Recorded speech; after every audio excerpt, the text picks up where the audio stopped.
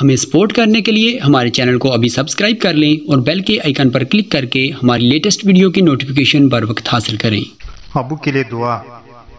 मौलाना साहब मोबाइल पर हाल अहवाल रहते थे। उनसे यही कहती रहती थी कि हमारी हिम्मत नहीं हो रही, दुआ करे कि अल्लाह रब्बुल इज़्ज़त यहीं पर कोई आसानी फरमाए। वालिद साहब के लिए दुआ करवाती थी कि वो मुसलमान हो जाए। एक दफ़ा मैंने ख्वाब देखा कि मैं मगरिब की नमाज के लिए वुज़ू कर रही हूँ और अबू टोपी पहनकर नमाज के लिए मस्जिद जा रहे हैं।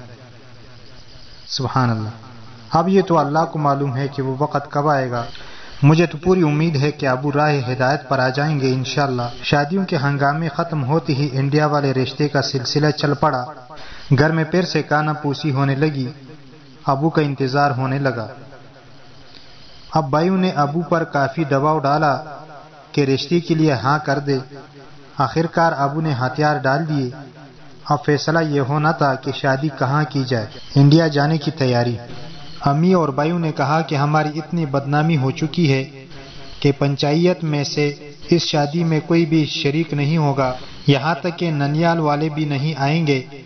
हम हिंदुस्तान उनको ले जाएंगे, वहीं शादी कर देंगे। 10 जनवरी 2009 को अबू 15 दिन की छुट्टी लेकर घर आ गए। सबसे घुल मिल कर बातें करते रहे। फिर रात को मेरे कमरे में आए, कहने लगे, मुनिका बेटी, हम घूमने फिरने इंडिया चलते हैं। सब घर वाले मेरे साथ चलेंगे। तुम और नीलम भी तैयारी कर लो। अच्छा है, थोड़ा घूम फिर लेंगे। इंडिया गए भी काफी अरसा हो गया है। और हाँ, तुम्हारा और नीलम का पासपोर्ट बना हुआ नहीं है। मुझे शनाख्ती कार्ड दे दो। मेरे साथ कल पासपोर्ट ऑफिस चलना।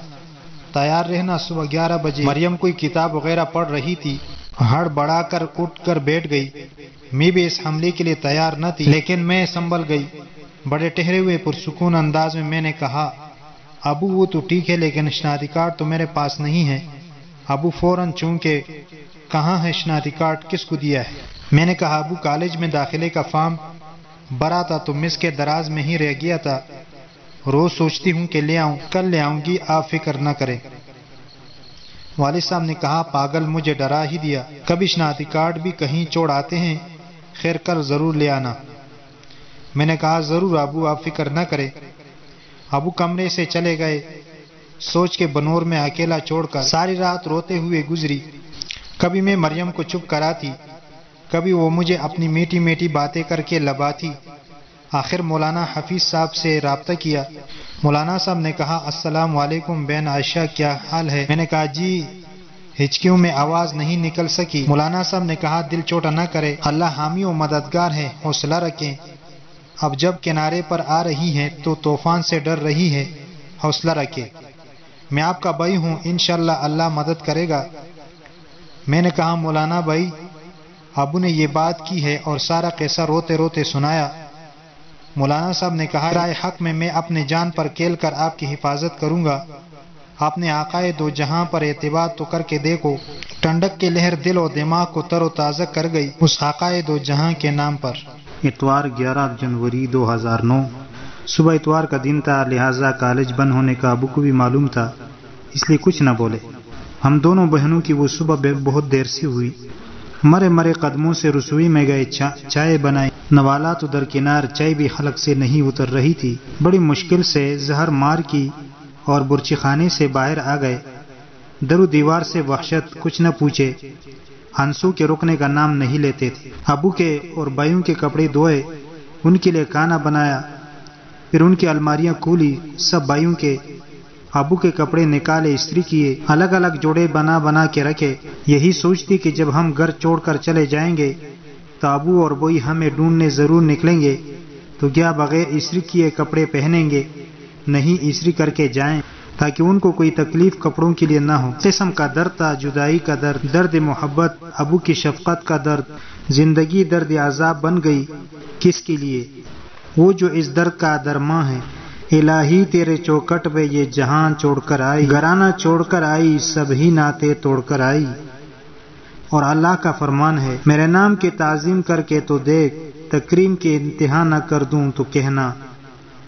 मेरी राह में चलकर तो देख, राहें ना खोल दूं तो कहना। फिर 12 जनवरी 2009 कुल मताए हयात। پیر کے دن ابو صبح صبح کسی کام سے گھر سے نکل گئے. میں کالج تو نہ گئی اور دوسرے کام نمٹانے لگی. دوسرے نمبر کے بھائی اپنے پیسے میرے پاس رکھواتے تھے. سیف کھول کر اس کا حساب چیک کیا, ایک خط لکھا, اس میں پیسوں کا حساب لکھا اور بنڈل بنا کر واپس سیف میں رکھ دیا, اور جس کا حساب تھا لکھ کر رکھ دیا. شاپر میں اپنی ضروریات کی چھوٹی موٹی چیزیں رکھی. 2 یا 3 الگ سے موبائل کی سمیں منگوائی, نہ جانے کہاں کس کی ضرورت پڑ جائے. دونوں موبائل چند روپے جو ابو نے کبھی جیب خرچ کے دیے تھے وہ پرس میں رکھے. اپنے قاعدے, چھوٹی سی تسبیح جو آمنہ نے تحفتاً دی تھی, اپنے اور مریم کے دو جوڑے شاپر میں رکھے. سرٹیفکیٹ مریم کے اور اپنے پہلے ہی گھر سے نکال چکے تھی. امی ابو کی ایک تصویر پرس میں رکھی. بس کل متاع حیات یہی لیا. منگل 13 جنوری 2009 پیر کے شام ابو واپس آ گئے اور مجھ سے شناختی کارڈ مانگا. میں نے کہا ابو آج میری طبیعت میں مزہ نہیں تھا, میں کالج نہیں گئی ہوں, کل چلی جاؤں گی. والد صاحب نے کہا بیٹا اب تو میری چھٹیاں یوں ہی ختم کر دوں گی. میں ان چھٹیوں میں تمہارا پاسپورٹ بنوانا چاہتا ہوں, فروری میں انڈیا جانا ہے. بس اب میں کل تمہارے ساتھ کالج چلوں گا. کارڈ لے کر سیدھا پاسپورٹ آفس چلیں گے. تم اور نیلم تیار رہنا. نیلم کا شناختی کارڈ بننے کو دیا تھا جو ابھی نہیں ملا تھا, لیکن رسید پر پاسپورٹ بنوا رہے تھے.